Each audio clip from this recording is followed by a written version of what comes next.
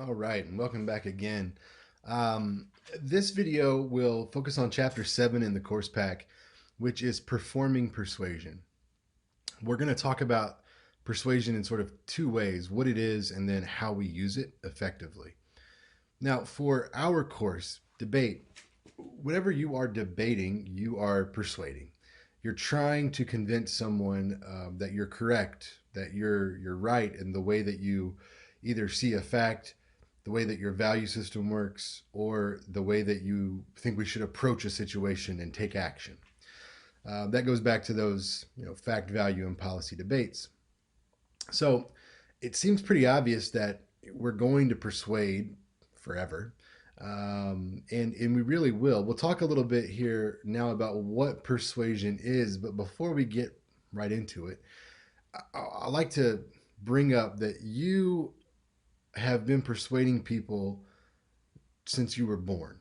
Literally, the day, the moment, or maybe a couple moments after you were born, though you didn't even know it. I think of persuasion as a human instinct. It's a survival instinct that we have. Babies when they're born, as soon as they come out and they start to breathe, they cry, and they're not able to understand why they're crying yet.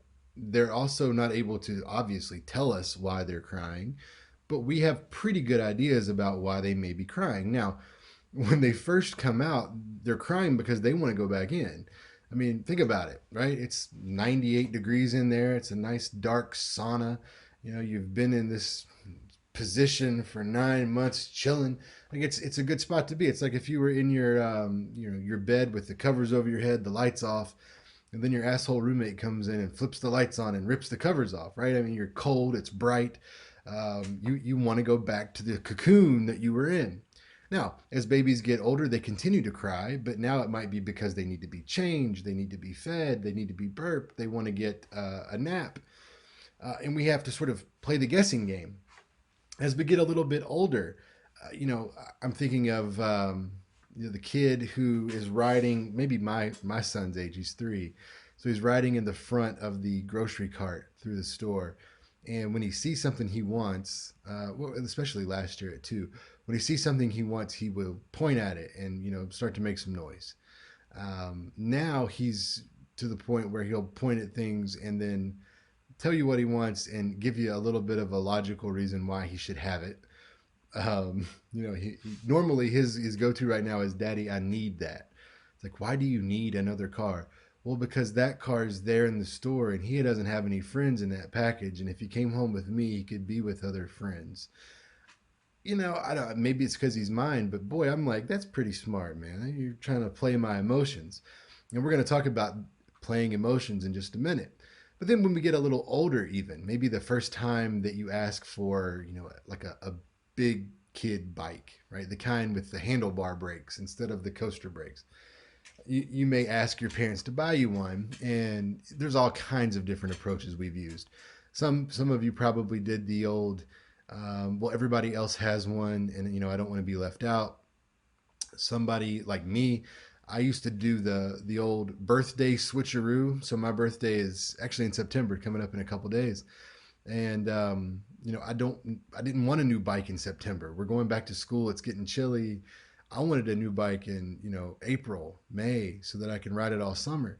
And so I would hit my mom with the switcheroo, as I call it. So it'd be like, "Hey mom, listen, I want a new bike. I want a new bike.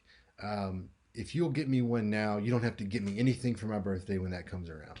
Knowing good and damn well she's gonna buy me something for my birthday, and that never worked with big ticket items in me. So I had to go to Plan B, which for many of you, your Plan B was grandma or grandpa. So it seemed to work pretty well. We did have one kid who, impressive, especially at the time, he laid it out for his mom. He said, "Mom, listen, I know it's not my birthday. There's no special holidays, but I think you should get me a new bike, and here's why. You tell me all the time that you want me to be outside and get some exercise, and so I want to do that, but I don't feel comfortable unless I have this new bike, because then it's not worth me going out there and getting made fun of for having this little bike, or having to get off and push because there's no gears when I go up hills with my friends. It's embarrassing. And so I'm going to be in here, hurting my health since I don't have an adequate bike. I mean, it was just sort of like, damn, that's all right. He got the bike, it worked. Um, so, anyway, the idea here is that we persuade as soon as we're born and we continue to persuade throughout our lives, whether we're selling an idea, a product, um, ourselves in a lot of ways. But through persuasion, to jump back to chapter 7, we try to change other people's attitudes, beliefs, values, or behaviors. Now, you've got the cross section of an onion there, because we've all heard the expression humans are like onions, they have many layers. I used to think that was pretty slick. And then, excuse me, I asked my class, I was like, have you heard this before? I said, yeah, it's in Shrek. It's in the Shrek movies. Great, me and Shrek. By the way, when I cut my hair all off because I was going bald anyway, as soon as I came out of the bathroom for the first time, my son looks at me and said, okay, Shrek. So, great kid. Nonetheless, the onion has many layers. And I use this as an example because if you go to the attitudes, that is sort of the outer layer of the onion. Attitudes are fairly easy to change about most things. Now, when you think about politics, for example, in this election year and your attitude towards particular candidates, you may think that's not very hard to change. I mean, some people call Trump's supporters Cult 45. Like, that is a hardcore bunch, but that's the next level down. That's really beliefs. They believe, many of them, that the president's ordained by God to be the president, or that he's really fighting for them, and the QAnon folks and all this, right? So that's on a belief level, not an attitude level. An attitude level would be sort of more like, who would I rather spend an hour talking to of the candidates? I got to be honest. I'm a fairly liberal guy. I'll probably vote for Joe Biden. I mean, I will unless he passes before. God help us. But if I was going to pick one of them to have dinner with and have a conversation, I'd pick Trump. I mean, it's just I want to see what's going on in there. So that's my attitude. But now that doesn't impact sort of the way I see the political elements. So attitudes can be fairly easy to change. It could be, sort of, what have you done for me lately? If you tell me that you can eat with either one of them, but one of them is going to bring you to, a shady taco truck somewhere that's got some health code violations, and the other one's going to take you to Ruth's Chris, and you have no limit on your spending, that could change your attitude, right? So those aren't too bad, but beliefs are harder to change. So when you think belief, when you hear belief, you likely think religious beliefs, and that's where these things are. Now, imagine whatever religion you are, or if you aren't, you don't identify as religious. If someone from another religion or a religion came in, and this person was the best speaker you've ever heard in your life, they gave you a presentation about the religion, why you should join. At the end of that presentation, most of you are not going to just dive in. If you have beliefs already, you're not going to just change them and give up. Now, you might start to think more about it, consider it, look into it on your own. That is persuasion. You've been persuaded to do some incremental change, but you've not sort of done a wholesale shift from one religion to another, or no religion to religion. And that's what's to be expected with beliefs. So in a debate or a speech class, it's important that you focus on attitudes, because we really don't have access to people's beliefs on the way in the way that we need to necessarily. We could for some folks, but for most we won't. So if we stick with attitudes, we'll find that we're more successful. So as an example, if a debater is talking about why everyone should recycle, and they're going on a real extreme end, recycle everything, don't buy anything that's not made out of 100% recycled stuff, just live in the tiny houses, like super environmental point of view, fine. But for the average person, it's going to be a huge shift to go from average to extreme, environmentalist and live in that lifestyle. So, what they might do is to look for incremental change. And they may say things like, start recycling your pop cans and bottles. Um, and that's great because now you're going to make money and help the earth. It's 10 cents a piece, right? So you've already paid for it, but whatever. And so people will say, oh, yeah, I can do that. Or, okay, now that you do that, start separating your trash out. It's one extra can. It's like $10. I know it's not like it's not free, but you can separate your trash and you're going to be making a huge difference for a little bit of the cost. Okay, great. Okay, now that you're doing those things, when you're at the store, if you have a choice between, two types of product or same type but two different products, and one is zero recycled material and the other one's 20% recycled material, just go with the 20%. Do you see what I'm saying here? We're going to change these attitudes because it's not that bad. But to expect to go from 0 to 100, from to do a 180, that's going to require a belief change. You'll see people who quote get religion, go from maybe being one type of person, a really rough, heavy drinking, whatever party animal, to this devout person almost overnight. And if it lasts, then their beliefs have been changed, but it's rare. Uh, Even more central, all the way to the core here, you've got values. This is when you talk about enduring concepts of good, bad, right, and wrong. So this is usually more of a cultural established set of values. So, for example, I hope all of us believe that innocent people should not be killed, right? For no reason. Now, some of you may think, well, yeah, but nobody should be killed. Death penalty, we can get into all the specifics. But innocent people who've caused no one else harm should not themselves be caused harm, especially to the point of death. I hope we can agree. And if we can, then we share that value. The classic example of using debate techniques or speaking techniques, rhetoric, and changing values, of course, is Adolf Hitler. I mean, the people of Germany weren't just bloodthirsty, killers when he came to power that were just waiting to, find a group to pick on. It was a series of events and speeches and interactions that led to, the terrible events of the Holocaust. Now, I'm not a history scholar, so I won't give you the details or claim that I'm giving a full view, but the short version is there was a speech that I'm going to get, Hitler says, I'm going to get us back to the economic position we need to be. They were all broke, big depression when he came in. Okay, I've been doing some research on how we're going to do this. And it looks like the banks aren't being responsible. Let me check on it. I'll get back with you. Great. Next speech. I've looked into the banks and it looks like they're not being responsible. That's true. I've verified that. And I don't know if there's a connection, but it seems like most of the banks are ran by Jewish people. I'm going to look into that. Comes back. Yes, they are mostly run by Jewish people. They are not being responsible. And I think we need to do something about it. Let me go get a plan. Right. And it evolved to using dehumanizing language, calling people rats and vermin, and making them dehumanized to the point where they're able to be killed. I mean, the people didn't see it as taking the life of another human; it was taking the life of something less than human, and that was done largely through language, through those speeches that we see, in black and white. And it's bizarre to realize that language has that kind of power, but it does.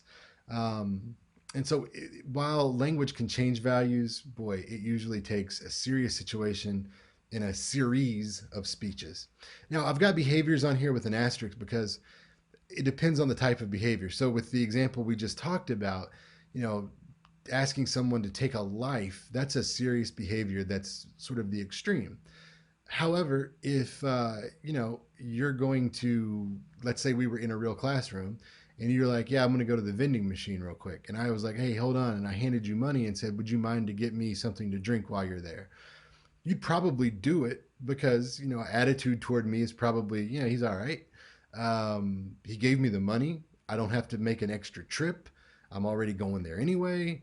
Yeah, I can do that for you, right? And that's changing your behavior, but it's not such a big deal. It's not even close to as big a deal. So behaviors vary in their weight, but we again use persuasion to try to change all of those things. And attitudes are the easiest to access because they're the easiest to change. They're on the external layer. We can like a particular color today on a shirt, and then tomorrow look at it and think, yeah, actually, I think I'm going to go with that one. It happens all the time. That's why I have 80,000 guitars. Be like, I really like this one, but man, I'd like to have the one with the thing. There it is, right? Um, the next item on here is the notion that persuasion is not coercion and coercion is not persuasion. So, if you're not familiar, coercion is when you take away someone's free choice. The classic example is the bank robbery with a weapon, right? You come in, put the gun up, hey, give me your money or I'll kill you. There's not much of a choice there, so you should give the person the money. Now, others will argue, well, you do have a choice. You could choose to give your life. Yeah, yeah. But when the only other choice is your life, serious bodily injury, something major, um, that's coercion. That's why you can't say things like, you should stop smoking or you're going to die. Well, there's a couple problems there. You're going to die anyway, so the flip isn't true. But, a lot of smokers do die from smoking, but a lot of them die from something completely unrelated. So you just never know. But the idea here is don't go to an extreme of saying if you do or do not do something, you will die, suffer great harm, cause a catastrophic event. You want to keep things in check in terms of scope. All right, next up, you've got the rhetorical triangle. The rhetorical triangle is made up of three ideas, and you see them there: ethos, logos, and pathos. This comes to us from our friends, the ancient Greeks, and it's as true now as it was then. It evolves and shifts with time, and we'll talk about that. So, if you think about ethos, you're really thinking about the credibility of the speaker. Right? This is the credibility you either do or don't have on the topic that you're talking about. So, for example, if you are going to give a speech on surviving COVID as a college student, you got some built-in credibility. I mean, that's what you are doing right now. Or how to graduate high school successfully. You probably all did that. So you can talk about it with some level of authority. Now, if it was, how to fly an airplane, there may be a couple folks that know. I doubt it, but it's possible. Most of us, me included, wouldn't have a clue. So we can still be credible even when talking about things we have no idea of. And the way to do that is to refer back to people who do. Right? So at this point, you're just becoming a messenger. Now, here's the catch: for our course purposes, you can't bring in outside sources, right? You can't say, well, this expert said this and this research article said that. You need to stick with the common person level of knowledge. So your ethos is going to be built on, one, your knowledge about a topic, and two, your resistance of claiming to know more than you do. I think that's so important. I was a debate coach at East Tennessee State University, and we had this. We practiced it when we practiced the drill during we're getting ready for a tournament. We'd call it the Southern lawyer trick. I say lawyer. I know people make fun of that, but in the South, a lot of attorneys will try to get close to a jury on a deeper level, right? So most people think of attorneys and they think, you're trying to, really cheat somebody or defend someone you know is guilty, that kind of thing. But the Southern lawyer approach would be to say things like, ladies and gentlemen of the jury, I am no expert in, I don't know, we'll say medical malpractice. I'm not a doctor. I don't know anybody that's a doctor. I've been to a doctor, but that's about the extent. But what I do know is the difference between right and wrong. And what has happened to my client here is wrong. If this was a member of your family, you may not know a doctor either. You may not be a doctor, probably aren't. But you know what's right and wrong. This is wrong. So that kind of approach is building ethos. It's also building pathos, but we'll come back to that. So make sure that you are at least addressing ethos on some level. Logos is your use of logic. Now, this can be formal logic, like we talked about in the previous video, and we will talk about in subsequent videos later. But, can you string together ideas that make sense? And if you can, and I'm able to follow that, and it passes the, yeah, that makes sense test, you've probably done a pretty good job of persuading me and the rest of the audience. If you don't pass that test, then it's going to be tough to really be persuasive. Some people will not address it directly and they will fail to persuade. Others will try, but they'll make something that's not that complicated come across as complicated. They'll fail. Still yet more will make something very complicated seem simple. They'll oversimplify. And boy, that doesn't work either. It's like, oh well, this whole COVID thing, well, just let everybody get it, and then the weak will die and the strong will survive, and we'll be right back to business. That's oversimplifying things, right? I mean, that's you can't doesn't make much sense to me. So you want to use the appropriate level of logic and the definitely have clear logic. This goes beyond just logic, and it also covers sort of just the basic organization of a presentation. So for example, you probably have a friend, because it's not you, who if you ask them what they did, this past weekend, they can't tell you in chronological order what they did. They want to start with Saturday at noon, and then they go to Saturday night, and then they say, "Oh yeah, well we went there because on Friday night we had," and then they backtrack. And then halfway through Friday night, they're like, "And we saw them again on Sunday at the place," right? It's tough to follow. It's scattered. Don't do that when you're trying to debate and make a clear, logical argument. If the audience can't easily follow you without doing too much mental gymnastics, they're not going to believe you. And so you'll want to make sure that you make it as easy to follow as possible for the audience. So logos is logic. Last up, pathos is it's the emotions of the audience. So just like that, the attorney talking about, I don't know medical stuff, but I know right and wrong. That's a level of emotion, right? That's sort of trying to connect with your sensibility. Now, you will see that folks will go hard on emotions in different settings. We're going to talk about some of those emotions. You see them down there for emotional appeals. But you'll see it in commercials where people try to make you feel certain ways in order to take certain actions. I mean, the classic example is the Arms of the Angel ASPCA commercial, right? The sad music, Sarah McLachlan, the pictures of the dogs with the sad videos, the distant sound going on. I mean, it just hits you right in the feels, and they're trying to do that. They're trying to stir an emotion to then get a response in the form of a behavior, and that behavior would be donating money. This stuff happens all the time, and right now in our world, pathos rules the day. Unfortunately, most of us will have one of these three that resonates the most with us. Some people make most decisions on, well, how credible is the speaker? Others, me, for example, look at logic. Did it make sense? The majority right now seem to look at pathos or the emotional appeal. How did that argument make me feel? And that's going to tell me what I need to do. So I hate to say that one is better than another because I think it varies from case to case. It's always changing.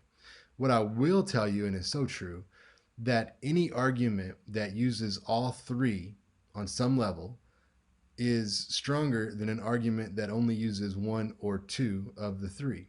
Now, Aristotle came up with the rhetorical triangle, and he didn't make it a triangle because he had three ideas, and those would just happen to be 3 points.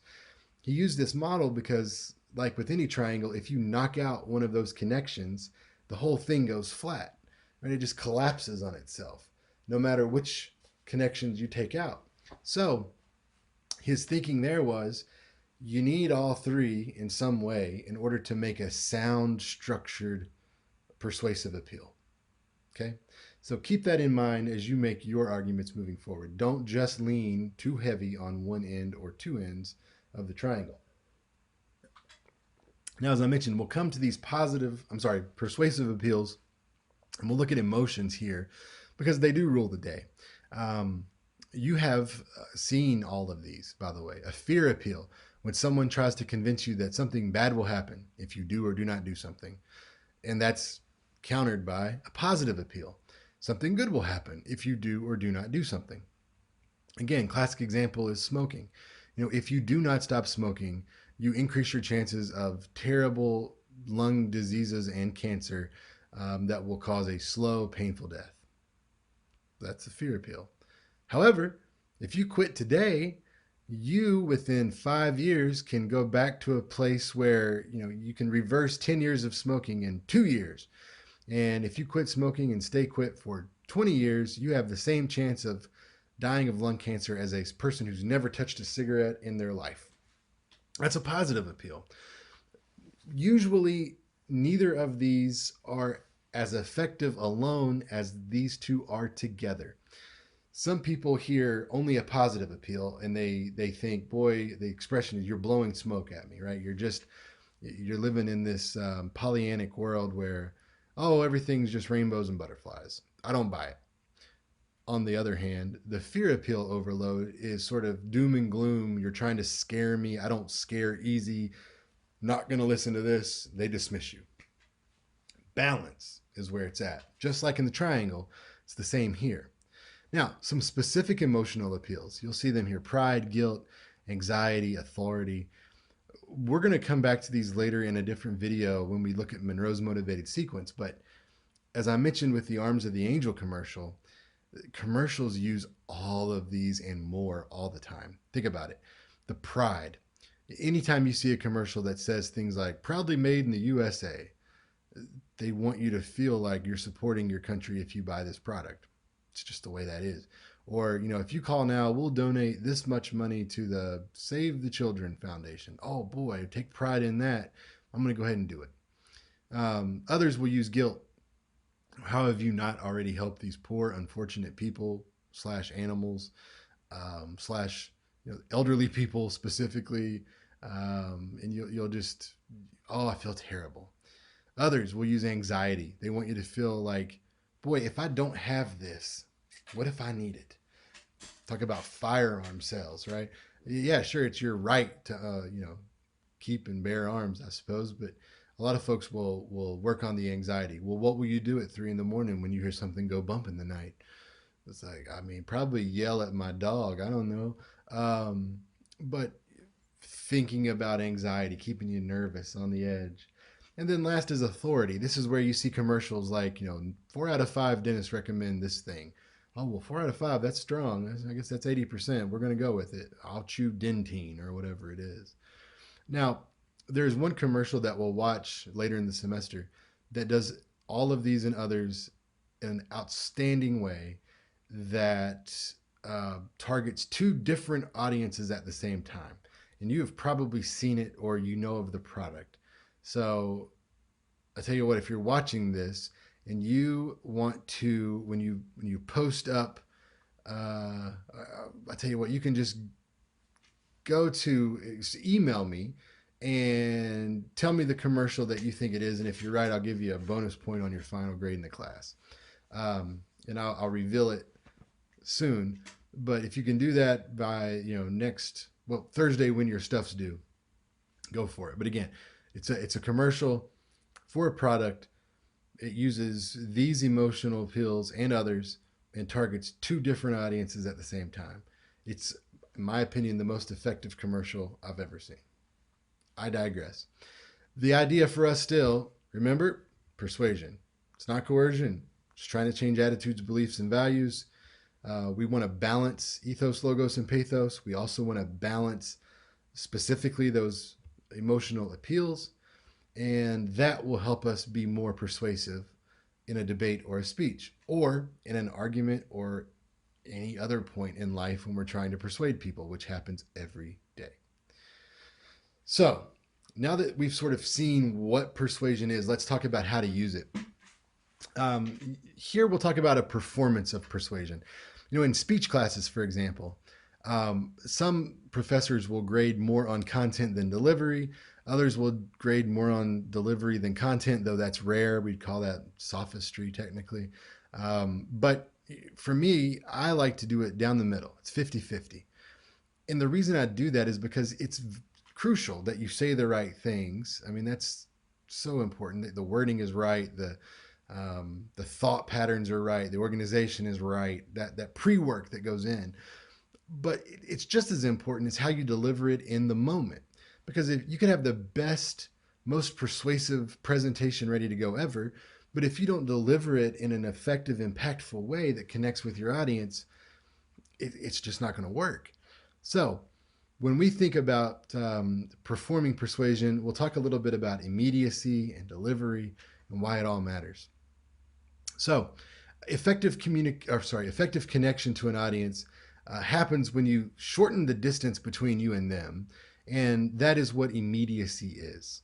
Now, this can be figurative and literal. You can physically shorten the distance by going out into the crowd if that's appropriate, or you can do it more frequently, sort of figuratively, by building a relationship between you and that audience through the things that you say. You'll see conversational style on the screen there. Anytime you give a presentation, whether it's this class, another school course, a job interview, you name it, be conversational. That means don't be so lax that you're talking as though you're talking to one of your really good friends, but also don't be so stiff that it's like you're, a drug smuggler and you got pulled over at the border. Oh no, I'm just yeah. Find the medium ground. Where is that? Think of someone that you respect very much, like a parent, teacher, clergy, whoever. But you're also super comfortable around that person and don't feel like you need to be, something that you're not. That's the way you should talk when you give presentations, because that is going to still show respect for that person. You want them to see you in a good light, but it's going to also keep you calm and relaxed because you don't feel as though you need to, put on a show necessarily, although that's what you will be doing. So when you think about immediacy vocally, here are some small things that you can do to make a big difference. First of all, stop saying you, to the audience. You need to do this, and you should, and you all should. Nope, nope, nope, nope, nope. Now it's we, it's us, that kind of thing. No more you and me. It's we and us. When you're a speaker in front of a room, this works so much better when we're in a physical space together. But you all would be in the classroom together, sitting looking one direction. I will be at the front looking at you by myself. When that happens, there is this invisible barrier that goes up. There's something that separates us. So when I vocally start to talk about us and we, like for example, instead of saying you all really need to do better on these tests because I am giving you as much as I can and you aren't, studying or doing what I expect. That seems so, talking down and just condescending. But if I say things like, okay, folks, we've got some things we need to work on. I'm noticing that our grades on this are a little low. So we need to really refocus what we're going to, do when it comes to preparing these quizzes so that we can make some better grades. Our whole class should be in good shape, but right now we're not. So let's make sure that we're good to go. Again, I never said I or you or me there. And it feels so much less condescending and more, it sounds more positive. People like that. Next, natural shifts in things like rate and tone. That goes back to conversational style. If you're a monotone speaker or someone who speaks very quickly when they're giving some sort of a formal presentation, please work on that. Go to the speech lab.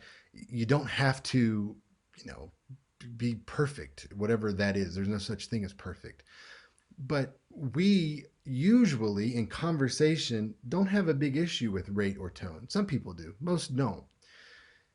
But when they get up in front of a group, all that goes out the window. They start to talk quickly because they're nervous. Try to rein that in. I like to tell people, if you talk way too quickly, practice a little too slow, and if it balances, you'll be in good shape. As far as tone goes, just let this naturally happen. So if you're going to tell me, for example, two pieces of news, 2 different days. One day, good day, I just won the lottery. The other day, a bad day, my dog was hit by a car. You're not going to say those two things the same way. You're not going to be in the middle like, hey man, you won the lottery. Hey man, your dog got hit by a car. No, nope, nope, nope. You're going to say things like, dude, you just won the freaking lottery. Can you believe this? Like, and your voice is going to go up and it's exciting. If it's the dog, hey man, look, bud. I don't even want to tell you this, but your dog was hit by a car. Now listen, hey, it's going to be fine, right? So it's completely natural that we know how to do this. Don't lose it when you come in front of a group. Okay. Number 3 on this list for conversational style is to use a personal or personalized story.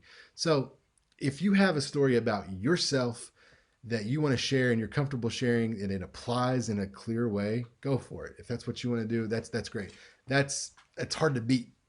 But if you can't or don't want to do that, it's completely understandable. You can make up a story. Now hear me on this. This isn't called a lie. This is called a hypothetical illustration. And this is when you create a story to teach something. It's basically like a parable is what, we would have called it 1,000 years ago. But with this, you are basically personifying the idea. So when I say give a personalized story, I mean, think about what kind of story would work best for your specific audience with your specific goal. Also, personalize it in the sense that you go into detail. So, Barack Obama was great at this. I guess still is great at this. We just don't see him as much anymore. But, I remember watching him give lots of speeches, but in one, he was actually in Michigan. And, he was talking about that we needed to give people on welfare more benefits. And so he was even in Detroit, and he was talking about meeting with a woman and her 2 daughters. Now he could have said, I was in Detroit and I met a woman. She had 2 daughters there with her, and they're just trying their hardest, but they're not making it work. They couldn't make ends meet. Those are the type of people we need to help. That's adequate, but it's not effective. So instead, he would go into detail. Now, before I tell you, if it's not true and you're making it up, don't tell us that it is true. Now, I don't think he was making it up, but yeah, he would talk about names, And I was in Detroit the other day and I met Tammy. Tammy had 2 young daughters there with her, little Beyonce and little Christina. I noticed little Beyonce was just holding a baby doll, and I couldn't help but think she's learned to be that nurturing because Tammy was that nurturing to her as she was a baby. Tammy's working 2 jobs. She has to sometimes choose between food and medicine. It's not a position that a woman like Tammy, who's hardworking, and a position that these 2 beautiful little girls, Beyonce and Christina, should be in. Now we can visualize it in our head and it makes them real. It's easy to say, well, that sucks for that mom and her 2 kids. But are you just going to be able to be like, well, yeah, Tammy and Beyonce and Christina, too bad, champ. You see where I'm coming from. It makes it more real because it is more real at that point. Number 4, when you are trying to connect with an audience through immediacy, think about using appropriate humor. Think hard about it before you do it. Couple things to consider. 1, does your topic lend itself to humor? I've seriously had a guy give a speech once about breast cancer where he opened up with a joke, and it was something about what did one tumor say to the other. It did not go over well. I think there was a gasp in the room. I mean, At the time, my mom was in cancer treatment, and I just remember feeling a flash of anger, like, oh, really? And so make sure that your topic will fit with humor. Second, if it does fit, make sure that you're funny before you try to use humor. Have you ever seen someone who's not funny but doesn't know it try to tell a joke? I mean, it can be painful, right? Okay, so there were these two guys, and they walked into no. There was one guy, and the other guy was, I think he was coming down the street, or he was like driving, and anyway, they ended up going into a bar together. Like, you just killed the joke. You took all the fun and humor out. So if it's appropriate and you're able to pull it off, that's one way to connect with an audience. If you can make them laugh, um, you've got them in a good position. Number 5 is the use of figurative language. This works for some folks, but you know what these things are: similes, comparisons using like or as, metaphors, comparisons that don't use like or as, a personification, giving human attributes to non-human things, like, the leaves whistled in the wind or something. And then repetition. This is probably the most effective, in my opinion. We could look no further than the "I Have a Dream" speech, where Dr. King had, I believe, 9 repetition series. The "I Have a Dream" series was one of them, but there were more than just that. But this works because it connects with the audience long term. That's why we call it the "I Have a Dream" speech, because that's what stood out the most. It's called the March on Washington speech, but that's not what we call it, because that's what sticks with us.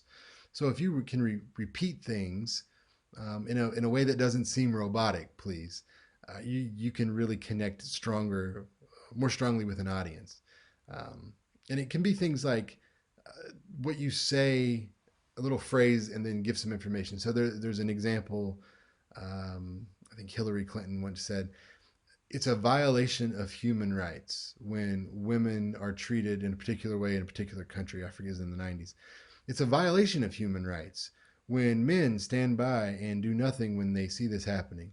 It's a violation of human rights to have their children watch them go through this terrible, that it's a violation of human, it's a violation." So 10 years after you hear the speech, what was that speech about that you saw her give?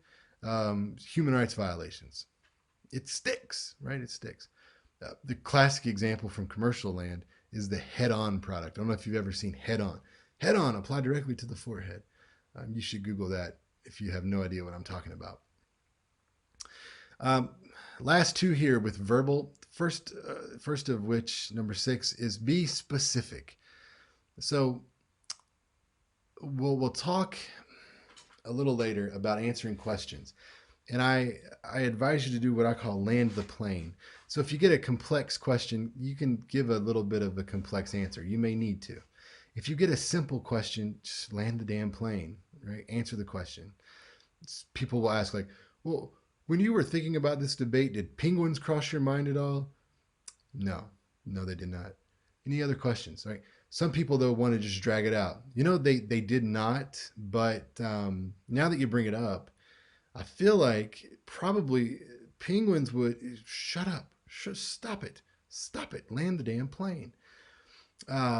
Be specific in terms of quantities. A few people are saying the thing. A few sources say, how many? Who are they?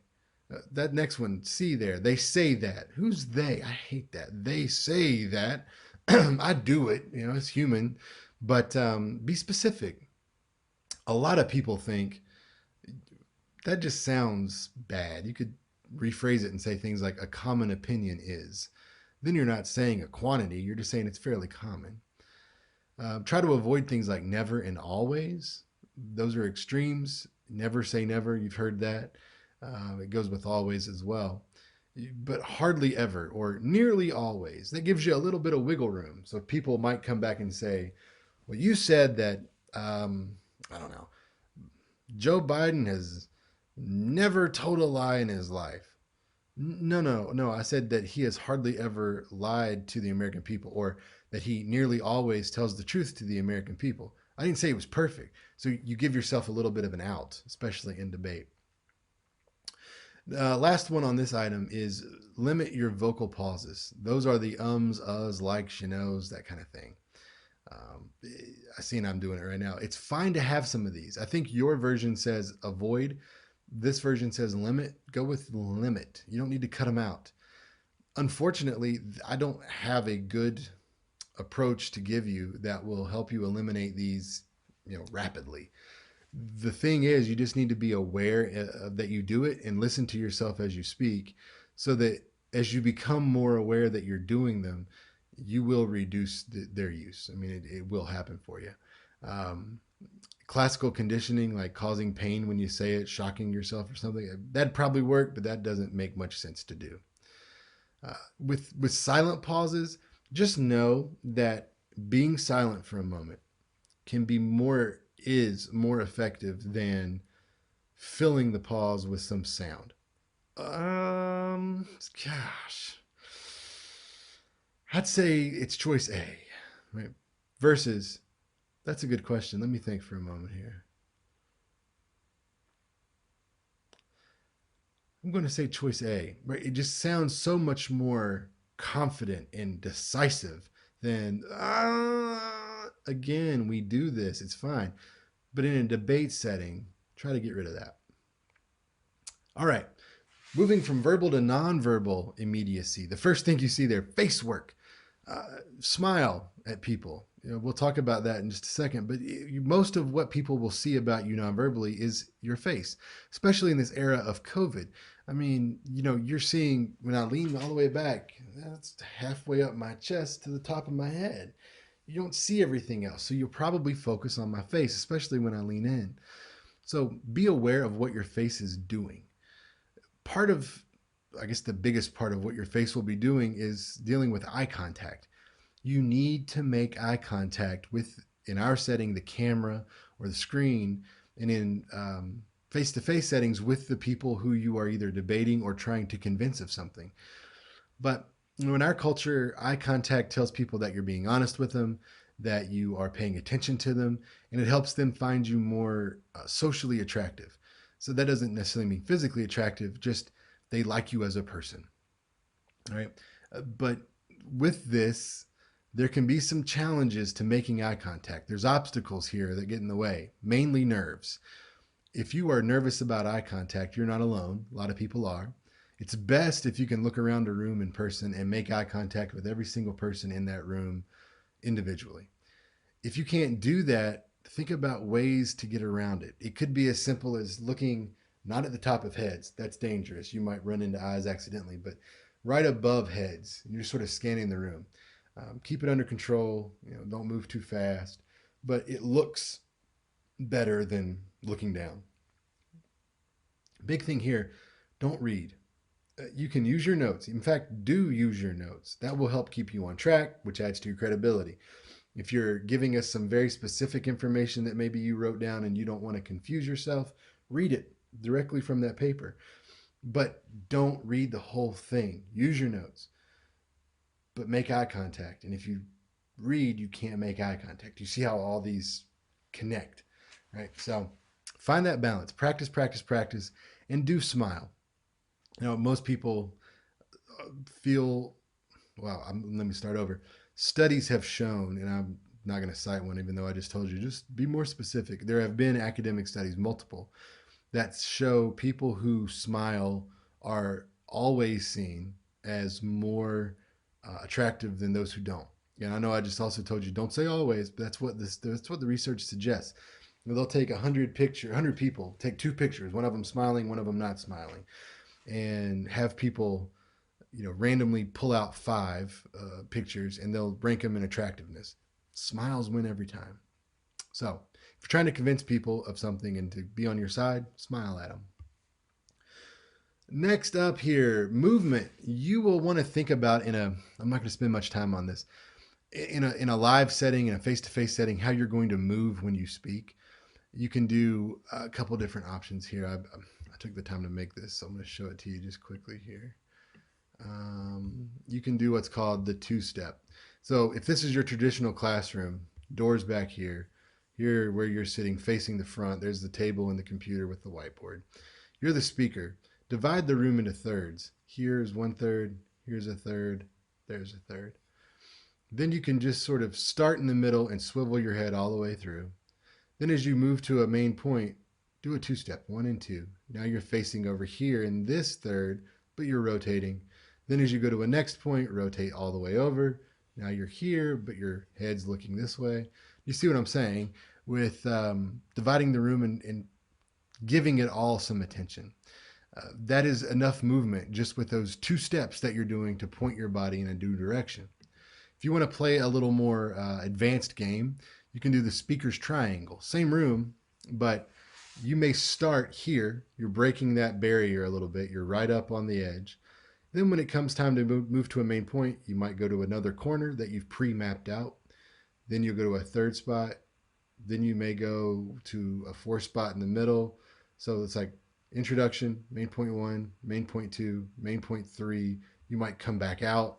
You're going to recycle one of these, but you're going to also, it's a good idea to start and finish in the middle if you want. So that's the speaker's triangle. And then last but not least is the attorney walk. And that's where you have 2 positions. Start in the middle, give your introduction. Go back here for main point 1 and halfway through start walking to main point 2 and location 2. But you have to, it's hard to say in here, but you're going to talk slowly. You're going to gesture with one hand while the other hand seems super relaxed. Don't worry about it for what we're doing in this class, but in live sessions, which we'll eventually get back to, not this semester, I don't think, know that your movement does matter. Okay. Next here, gestures. Plan out your gestures. So many people don't do this, and then when they come up there, I've seen knuckles crack and hair played with and jewelry spun around, and just have some thought about this before you go up. Don't just assume you're going to be fine on this. Use gestures effectively. If you're going to demonstrate something, show us how something, well, we're going to start here, then we're going to move to this idea, and we're going to finish up on this side. You've demonstrated movement across the screen. Show us things that are going along and illustrating your words. So if, it was just this tiny little thing, or it was a huge issue that we had to face, or first we're going to do this, second we'll do that, third we'll do the other thing. Here's a little challenge for you. Give someone directions to a bathroom in a building without using your hands. It's hard, right? Because you want to say like, oh yeah, you just go right out. I was trying to get myself in the frame. Go right out the door, take a left when you get out there, and then it's kind of like right around the corner. It's going to be on your right. Now you just say it without that. It feels weird. It feels weird, but we used gestures effectively most of the time in casual conversation. Don't lose it when you come up. Okay, things you should not do. Hide your hands. So let's see where I've got this pulled up here. So let me move myself up. Parade rest. Don't do parade rest. If you're not familiar, that's parade rest with your hands behind your back. Looks professional. This is a good looking guy here, America's finest, but that doesn't work for a speech. Similarly, don't put your hands in your pockets, especially both hands. If you want to do one hand, that other hand better be working its handy little ass off, because you've only got one out. You can do that in the attorney walk, but otherwise you don't want to go for pockets. You don't want to do that. You also don't want to do things like touch your face. Not just because it's COVID related, but it's a sign of insecurity when you're just constantly, oh my, what should I do? That's the way other humans read that normally.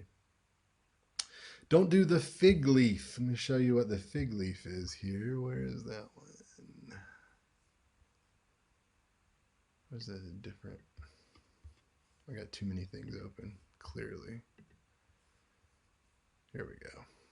Fig leaf. That's the fig leaf. Don't do that. Looks like you have to pee, or that you're hiding a stain or something. It's just strange. It feels strange. Though it might feel professional to you, it feels strange to your audience. What is my man doing here, by the way? Oh, sorry. So yeah, avoid the fig leaf. Also, things to avoid: the flesh wound. The flesh wound. That is when. Nope, just kidding. This one looks like somebody just stabbed her in the wrist and she's holding on to it. Or this is the one I see most commonly. I don't know. People will just lock it in. It's like they don't realize they're doing it.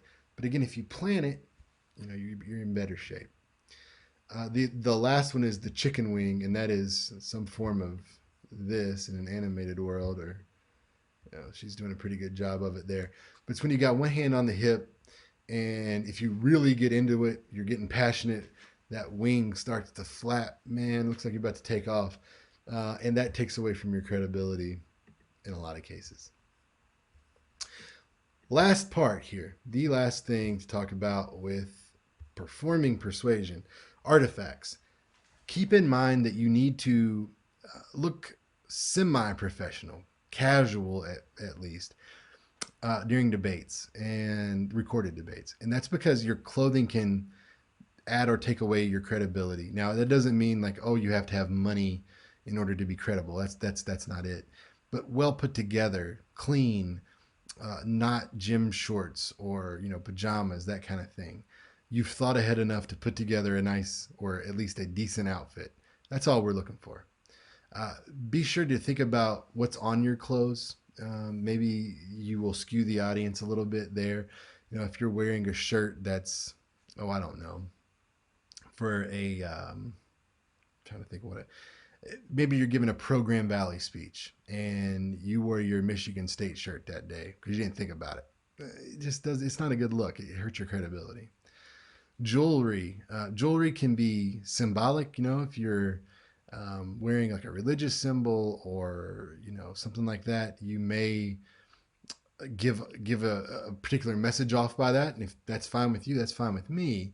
But just know that some people will look at it differently than you do. It doesn't have to be a religious thing. It could be like those nameplate necklaces.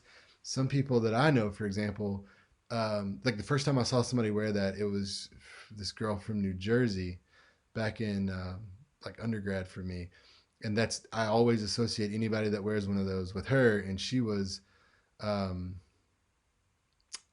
rough around the edges, we'll say. So again, just you never know what people are going to think of. Similar logos, brands, and other symbols. Plain is better. Plain is better.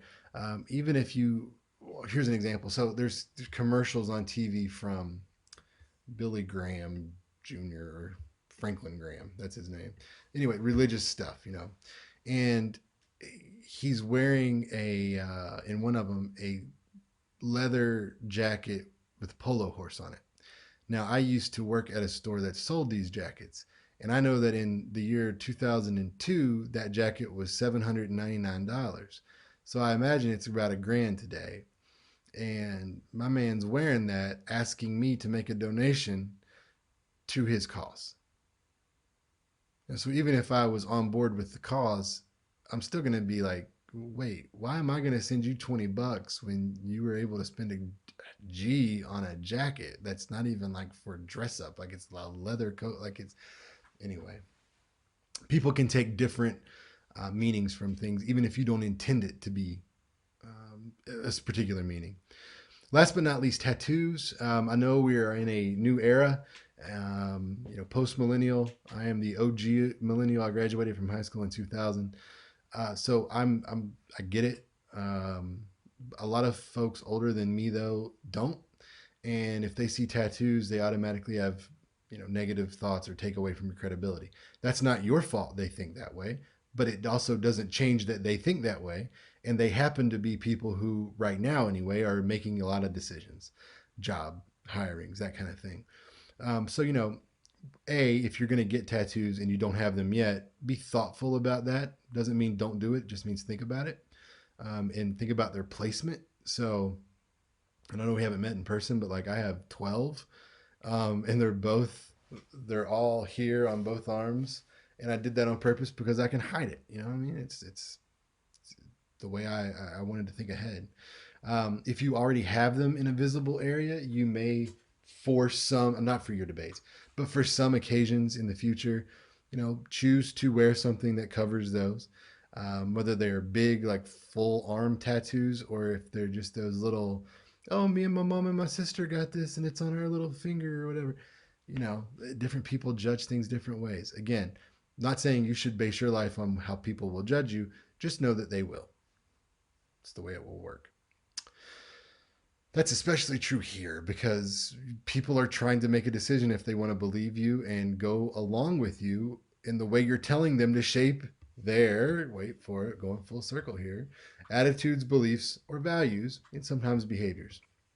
So remember, try to focus on attitudes. Don't try to coerce people. Give them free choice. Just make a good case. In order to do that, you'll need to use some credibility as a speaker, good logic and clear organization, and somewhat of an emotional appeal. But when you do those emotional appeals, make sure that you're balancing out fear and positive. Same thing with pride, guilt, anxiety, authority.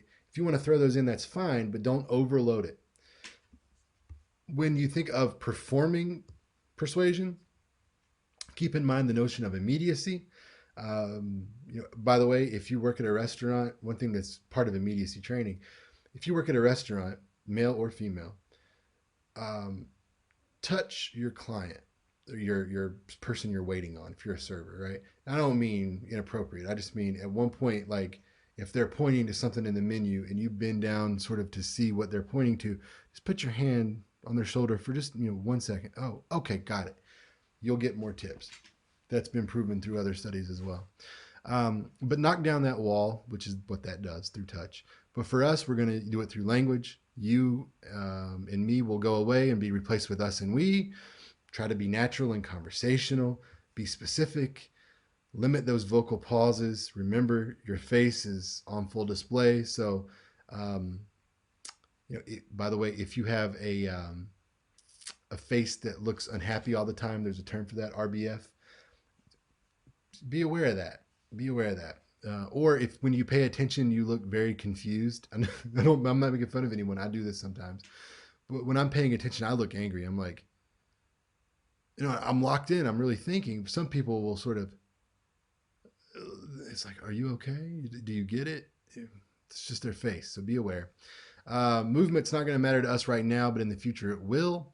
And plan your gestures out and be aware of what you're not just doing with your body, but what's on your body through artifacts. Okay, that wraps up week number 3. So don't forget, you still have to do your first quiz and visit the speech lab by Thursday. And that Thursday will be the 17th. All right. So that's what we're working with. If you have questions, as always, shoot me an email, come to office hours. If you need to meet outside of office hours, let me know and we'll work that out. All right. I will talk to you soon. Be safe, keep your distance, wear your mask, and God save the Queen.